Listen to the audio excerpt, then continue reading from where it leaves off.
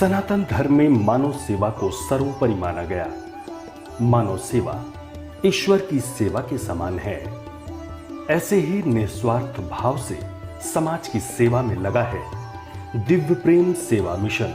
दिव्य प्रेम सेवा मिशन एक आध्यात्मिक प्रेरित स्वैच्छिक सेवा संगठन है जो पिछले 25 वर्षों से मानव सशक्तिकरण और सामुदायिक पुनरुद्धार के लिए कार्यरत है। कोई जरूरतमंद हो या गरीब के लिए चिकित्सा व्यवस्था, शिक्षा स्वावलंबन हो या कौशल विकास या फिर पर्यावरण संरक्षण, इन सभी क्षेत्रों में निरंतर कल्याणकारी कार्य कर रहा है दिव्य प्रेम सेवा मिशन। इसी कड़ी में सेवा साधना के 25वें वर्ष में दिव्य प्रेम सेवा मिशन द्वारा 1 वर्षीय शिव अवतरण शिव ज्ञान से जीव सेवा यज्ञ कार्यक्रम के तहत 1.25 करोड़ पार्थिव शिवलिंग पूजन अनुष्ठान का आयोजन सेवा कुंज दिव्य प्रेम सेवा मिशन चंडीघाट हरिद्वार में किया गया है, जो 11 मार्च 2021 से आरंभ हुआ और 1 मार्च 2022 को इसका समापन होगा। मानवता के पुजारी डॉक्टर आशीष गौतम भैया द्वारा लिया गया शिव अवतरण का संकल्प अकल्पनीय है। भक्ति ही एक साधन है जिससे ईश को प्राप्त कर जीवन के मूल उद्देश्य की पूर्ति की जा सकती है, और ईश वंदना करने का सौभाग्य दिव्य प्रेम सेवा मिशन में मिल जाए तो पूर्ण के क्या कहने। इस न्यास में चल रहे 1 वर्षीय 1.25 करोड़ पार्थिव शिवलिंग पूजन अनुष्ठान के अंतर्गत प्रातःकाल की बेला में भक्तों ने श्रद्धेय आशीष भैया जी के निर्देशन में योग और ध्यान किया। इसके बाद 1.25 करोड़ पार्थिव शिवलिंग पूजन हेतु महादेव की वंदना की गई। मंत्रोच्चार के साथ 12 ज्योतिर्लिंगों और दिव्येश्वर महादेव की आराधना की गई। विधि पूर्वक रुद्राभिषेक किया गया। श्रद्धालुओं ने भगवान शिव की आरती कर पुण्यार्जन किया। योगी युञ्जीत सततम् आत्मानं रहसि स्थितः एकाकीयत चित्तात्मा निराशीर परिग्रहः। यच्चित्तात्मा मन और इंद्रियों सहित शरीर को वश में रखने वाला, निराशीर आशा रहित, अपरिग्रह योगी, संग्रह रहित योगी, एकाकी अकेला ही, रहसी एकांत स्थान में स्थिर होकर, आत्मानम आत्मा को, सततम निरंतर परमात्मा में युंजीत लगावे। पिछले कई दिनों से योगी, सन्यासी, योगारूढ़, समत्व बुद्धि, समत्व योग में प्रतिष्ठित ऐसे योगारूढ़ व्यक्तित्व की चर्चा। अब प्रश्न यहां स्वाभाविक आता है कि भगवान श्री कृष्ण अर्जुन युद्ध क्षेत्र में है, कर्म की बात हो रही है, कर्म कर, युद्ध कर, भगवान को समर्पित करके बिना किसी फलाकांक्षा के। शोकग्रस्त है, विषादग्रस्त है, अपनों के प्रति ममत्व से ग्रस्त है। ऐसे व्यक्ति को, मित्र को, सखा को संघर्ष में लगाना, कर्म में लगाना, कर्मयोगी बनाना। फिर ये ध्यान की बात कहां आ गई, एकांत की बात कहां आ गई, योगारूढ़ होने की बात कहां से आई, सन्यास की बात कहां से आई। भगवान श्री कृष्ण से अर्जुन बार बार कहते, मेरे कल्याण के लिए जो उपयोगी हो। तब भगवान ध्यान योग की बात करते हैं, राजयोग की बात करते हैं, भक्ति योग की बात करते हैं, हठ योग की बात करते हैं, लय योग की बात करते हैं, जप योग की बात करते हैं, वेदाध्ययन की बात करते हैं, यज्ञ की बात करते हैं, तप की बात करते हैं। जितने प्रकार से हमारे व्यक्तित्व का आंतरिक विकास हो सकता है, उतने सभी प्रकार की चर्चा गीता के विभिन्न विभिन्न सूत्रों के द्वारा, श्लोक के द्वारा, अलग अलग अध्याय में पूरी चर्चा करते हैं। अर्थात कुछ भी शेष न रह जाए आपके व्यक्तित्व में, अंत में परम पिता परमेश्वर की चरणों में शरण मिले, उसकी अनुभूति मिले। एक एक सूत्र पर चर्चा। मन और शरीर, मन और इंद्रिय। हम अभी योग, मान लीजिए योग सत्र में बैठे हैं, 1 घंटे सवा घंटे के लिए बैठे हैं, प्राणायाम कर रहे हैं, हम ध्यान कर रहे हैं, पर गीता पर हम चर्चा भी कर रहे हैं, प्रबोधन कर रहे हैं, सुन भी रहे हैं। अब ये तय करना कि मन कहां है। मन अगर इसके चिंतन में है, मनन में है, तो किसी काम में सामान्य रूप से काम करता हूं, मन नहीं लगता, मन कहीं और भटकता है। तो जहां जहां हमारी ममता है, ममत्व है, राग जहां जहां है, उन पर मन ले जाएगा, भटकाएगा। इसलिए योगी को पहले संकल्प लेना पड़ता है, आज कुछ भी हो जाए, गिर जाऊं, मर जाऊं, गर्दन कट जाए, लेकिन मैं आज बाहर नहीं जाऊंगा, यानी मन बाहर नहीं जाएगा। उल्टा होता है, शरीर बाहर जाए चलेगा, मन अंदर रहे। कई बार शारीरिक क्रिया और मानसिक क्रिया में उल्टा जब तक सोचो शरीर कहीं है, मन कहीं है, मन कहीं है, शरीर कहीं है, तो सोचो कैसा असंतुलन हो जाएगा ना। एक पैर दाएं जा रहा है, एक बाएं, कभी यात्रा कर पाएंगे क्या? एक आगे बढ़ रहा है, एक पीछे, कोई भी यात्रा हो सकती है क्या? एक हाथ से आप भोजन करने का प्रयास कर रहे हैं, दूसरा हाथ आपके भोजन को छीनकर फेंक दे रहा है, कभी पेट भरेगा क्या? उदर पूर्ति होगी, संतुष्टि होगी क्या? तो शरीर और मन को एक साथ ले जाना। एकांत में गए, गुफा में चले गए,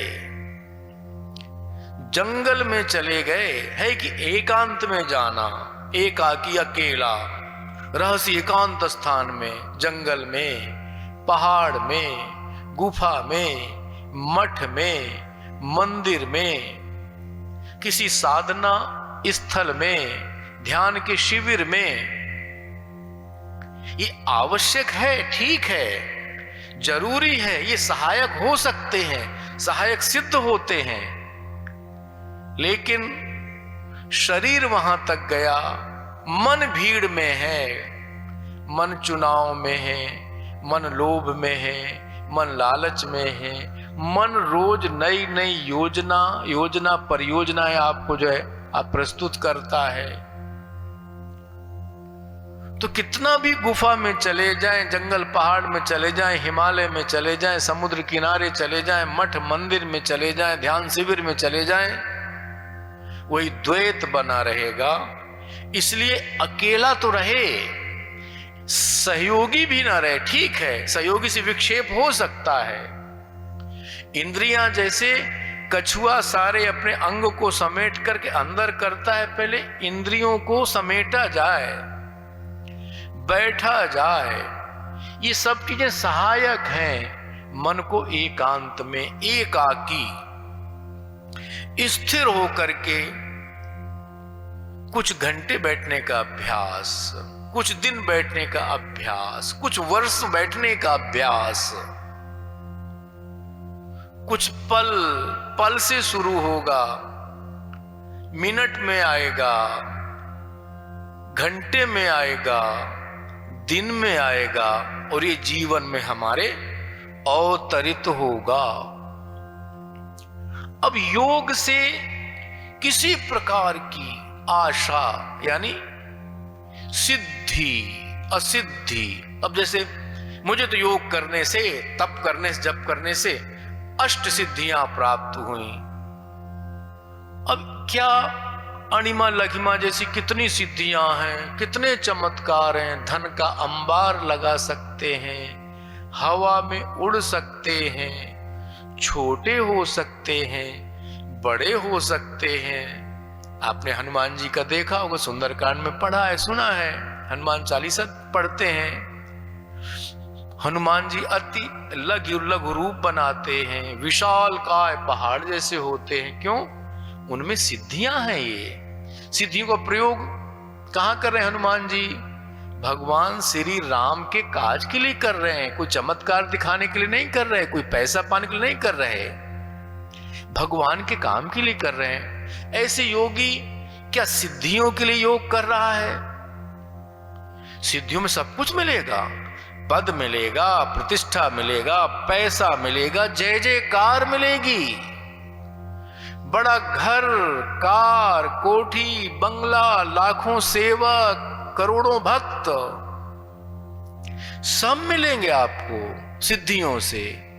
लेकिन परमपिता परमेश्वर के अलावा सिद्धियां मिले अच्छी बात है, लेकिन लोक कल्याण के लिए, जगत कल्याण के लिए, परोपकार के लिए अगर उनका उपयोग हो सकता है, अपने प्रदर्शन के लिए नहीं, अपने दिखावे के लिए नहीं, अपनी यश कीर्ति समृद्धि के लिए नहीं,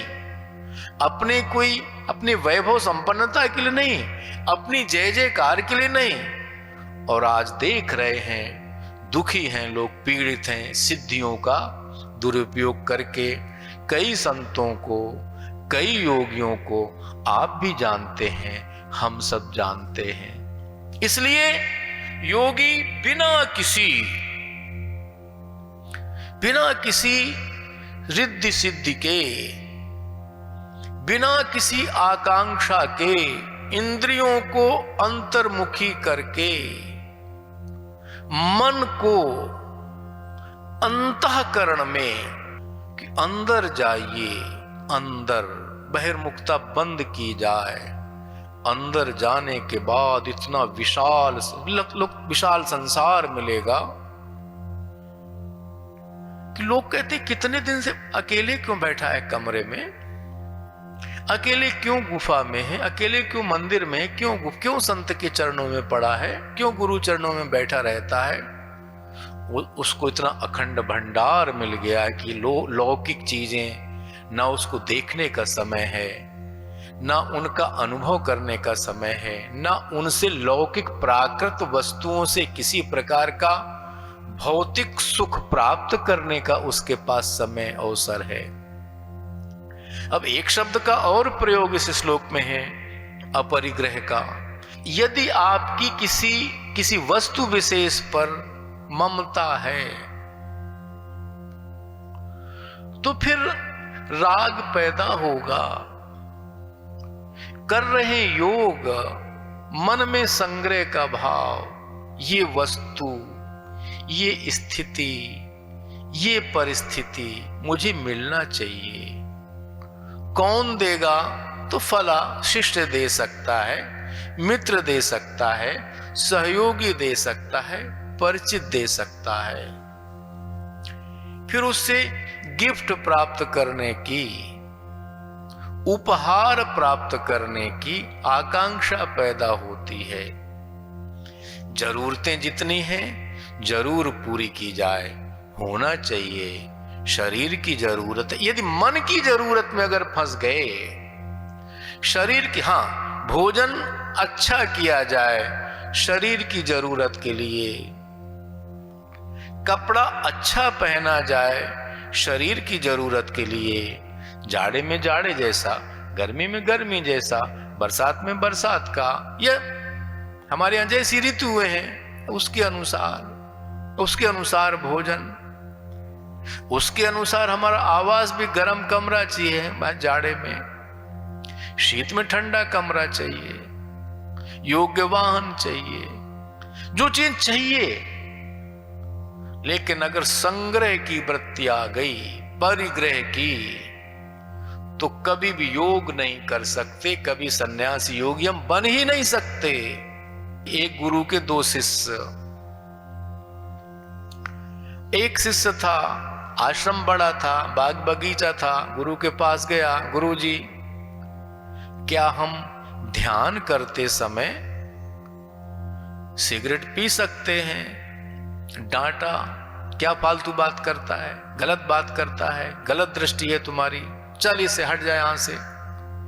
अब चुपचाप बेचारा अनमनस्क भाव से एक पेड़ के नीचे बैठ गया। दूसरा शिष्य आता है, गुरुजी से पूछता है, गुरुजी क्या सिगरेट पीते समय भी ध्यान किया जा सकता है? बोले हाँ बेटा, कर सकते हो। कोई भी कर्म करते समय ध्यान तो 24 घंटा कर सकते हैं। वो गया, दूसरे पेड़ के नीचे बैठ करके सिगरेट पीने लगा। दूसरे शिष्य ने देखा कि हम गए तो गुरु ने डांट के भगा दिया और इसको सिगरेट पीने की अनुमति प्रदान की। अनमनस्क था, गए कि तुमको सिगरेट पीने के लिए हाँ कह दिया और मुझे मना कर डांट के भगा दिया। बोले गुरु गलत नहीं है, तुमने पूछा क्या था?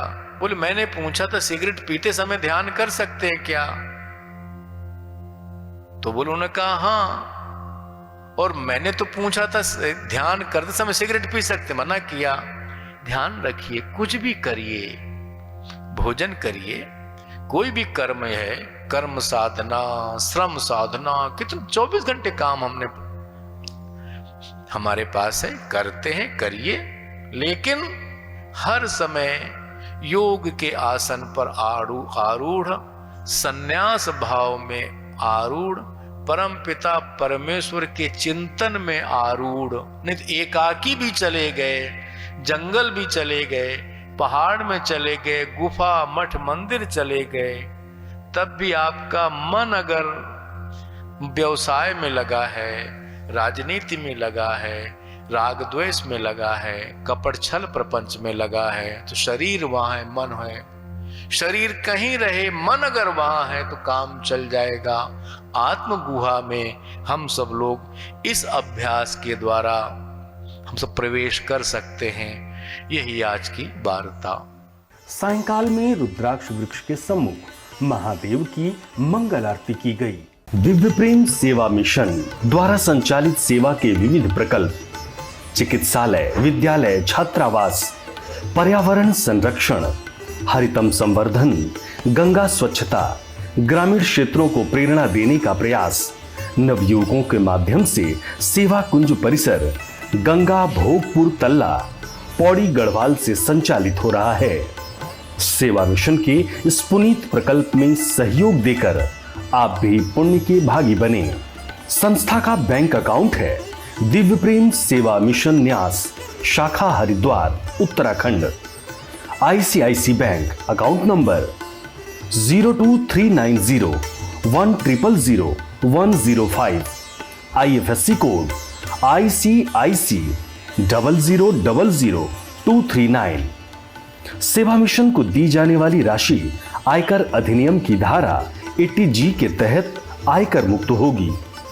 दिव्य प्रेम सेवा मिशन शिव ज्ञान से जीव सेवा यज्ञ, 1 वर्षीय अनुष्ठान, 1.25 करोड़ पार्थिव शिवलिंग पूजन से जुड़े संपर्क सूत्र 9412917497, 9219669687, WhatsApp number 9713283333, email ID contact@shiv-avtaran.org, website www.shiv-avtaran.org।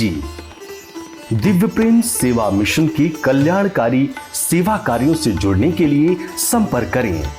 संपर्क सूत्र 9219595552, 8865046734, WhatsApp number 9219595552, email ID divyprem03@gmail.com, website www.divyaprem.co.in,